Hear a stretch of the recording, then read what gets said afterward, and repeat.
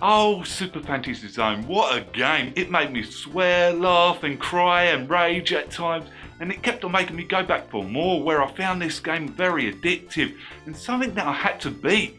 Super Fantasy Zone is a wacky, likeable, messed up, classic arcade shooter on the Sega Mega Drive, what has flying plants and crab monsters and other weird things. This game kept on surprising me of what it had to offer with all these enemies. The story to this is Fantasy Zone is once again under attack and Dark Mentos is back and his army is stronger than ever. And it's up to Upe to stop all this and get revenge for his father. That sounds very familiar. You play a character called Upe, and I'm not exactly sure what Upe is. Is it a shit, robot, fantasy creature? But anything goes in this world, so I'm just going to say it's a live machine sort of thing.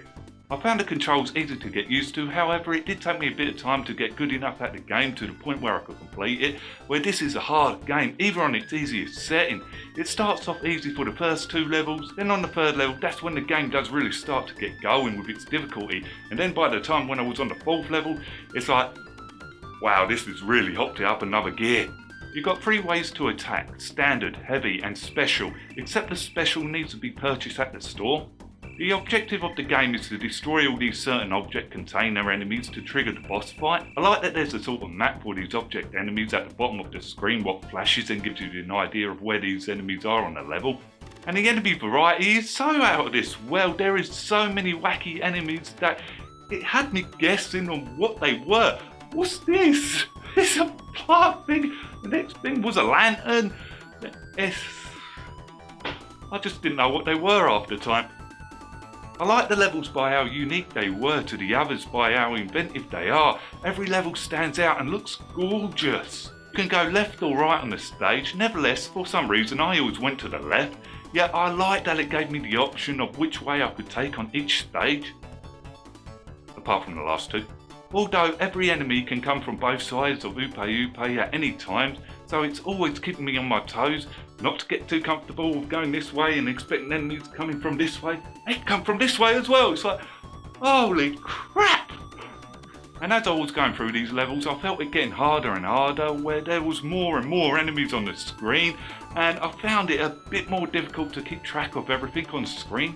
Some enemies do drop cash for you to spend in the shop, and collecting money is something that you do want to do, where you can buy better weapons at the store. The shop usually floats about at the beginning of this stage where you can get upgrades and special weapons. And the main upgrades that I found myself purchasing in the store was the 4-way following missiles, the jet speed engine and the thunder power special weapon. Although there are some items that are specific to some levels, like the light gear is more for the cave one where it opens up more of the vision, and the rubber boots is for the electric stage so you can hit the bottom of the ground without getting killed. Yet some of these purchases do go up in price after when you buy them, like the extra life, any of the special weapons, and some weapons are only temporarily as well, like the laser beam, the widespread shooting thing, and the ninja star weapon. And it does indicate how much power you got in these special weapons before they run out.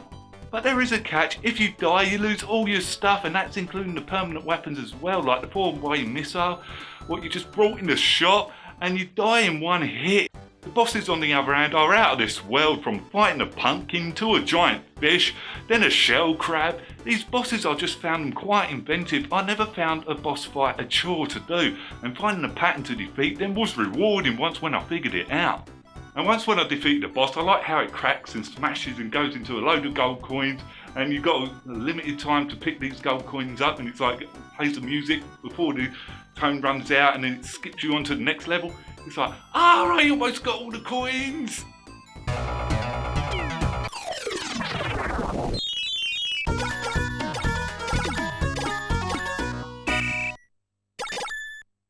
I found the checkpoint system alright, like if I died halfway through the level, I picked up where I left off, and it gave me the option to shop again in the store where it just instantly came down.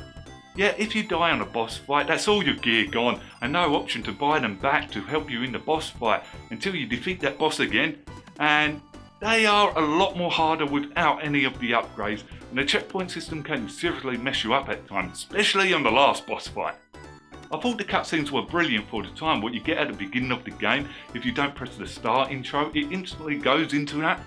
And the end cutscenes don't disappoint, they're as good as the start, where they went for this cartoon comic book feel to it and telling up the story, and I like the art style of these cutscenes where it stands out.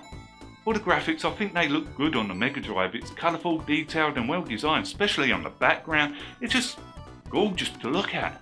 I absolutely loved the soundtrack to this game. It was impressive, I found it particular to the level and sums up the theme of it and sounds good on my Mega Drive.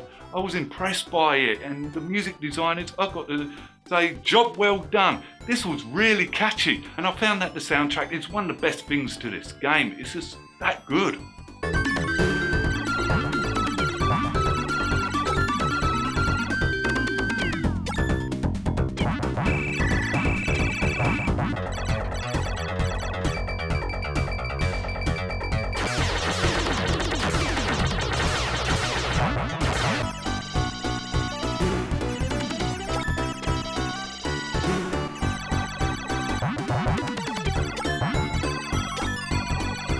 Fantasy Zone is a short game. I clocked on around about 40-minute mark. That's if I didn't die, except this game is meant to be played multiple times.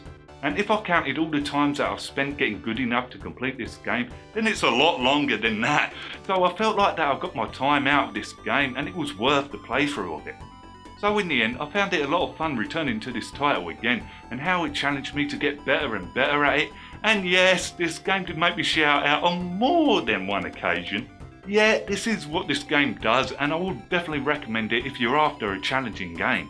So have you played Super Fantasy Zone? What do you think of it? Leave it in the comments below. Until next game, I'm... Oh yeah, I had wings.